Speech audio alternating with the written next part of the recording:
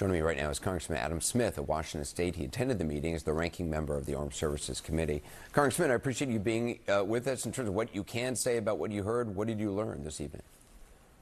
Well, we learned a lot of the operational details that went into the raid and that we can't talk about and sort of the basis for it. And then, we heard some rationale for where the administration sees this going and why they felt like removing Maduro was the right policy move. Now, there's a lot of guesswork about what comes next, but it sounds like the administration is planning on trying to work with Vice President, now President Rodriguez, to hopefully deal with some of the issues around narco trafficking, around relationships with Venezuela and Cuba and Iran and Russia and China, around mass immigration. But I don't think they have a clear plan.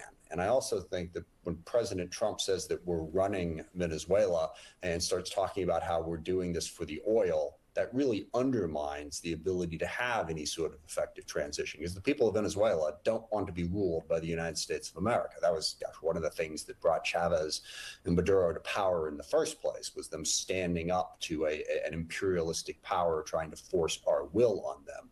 So President Trump's rhetoric has really been undermining what Secretary Rubio said the mission is at this point. What do you think should happen? Well, at this point, with Maduro gone, I think we should make it clear that we're not planning on running Venezuela. We should speak up far more for the sovereignty of Venezuela and for the people of Venezuela. Are we doing this in a way that's going to improve the lives of the people of Venezuela? And understand, that's a crucial issue. And Chavez and Maduro utterly destroyed that country. Communism, socialism was a complete disaster there in the way they broke down any semblance of governance and education, and healthcare, and on and on. So they've got a long way to come back. So if we are going to work with people in Venezuela to improve the situation in Venezuela, which, by the way, would help us because it would reduce the need for Venezuelans to flee, creating that migration problem, it would reduce Venezuela. Venezuela would not be as open a place for narco traffickers to operate. So we need to do that, but we need to give some statement about how this is to help the Venezuelan people and to actually help them, instead of saying, well, we want your oil, so we don't like Maduro. There's a lot more to this that needs to be a lot better explained.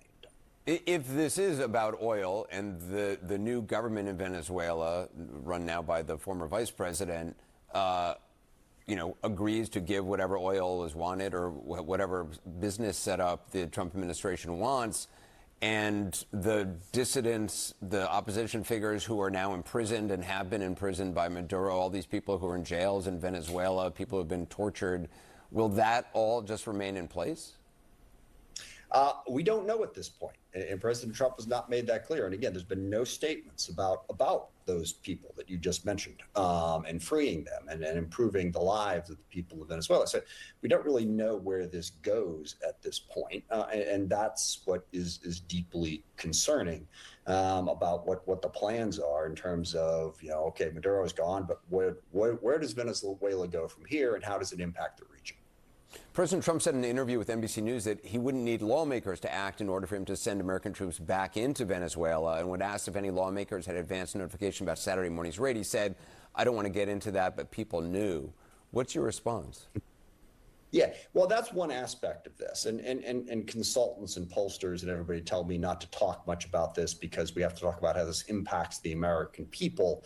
And the fact that this was blatantly illegal and an exercise of presidential power in clear violation of the Constitution doesn't resonate much with the American people. But it is a problem, as your previous guest outlined. You think this is blatantly illegal? Well. Oh, there's no question. I mean, your previous guest did a really good job of outlining that. We've signed on to a UN charter that says you can't violate sovereign territory in this way, even to arrest somebody who has a indictment against them. The UN charter is clear. We signed on to the UN charter. So therefore, we were clearly breaking the law and doing a regime change operation. That's not even debatable.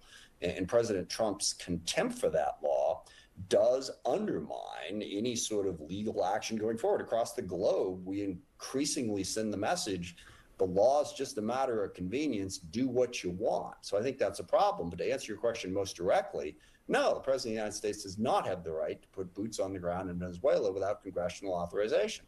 That's clearly an act of war that should require congressional approval. And I hope my Republican colleagues currently in charge of the House and the Senate step up and recognize that Congress needs to be relevant regardless of party.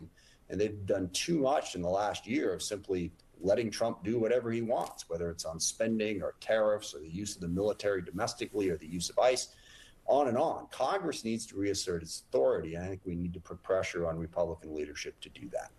Congressman Adam Smith, thank you for your time.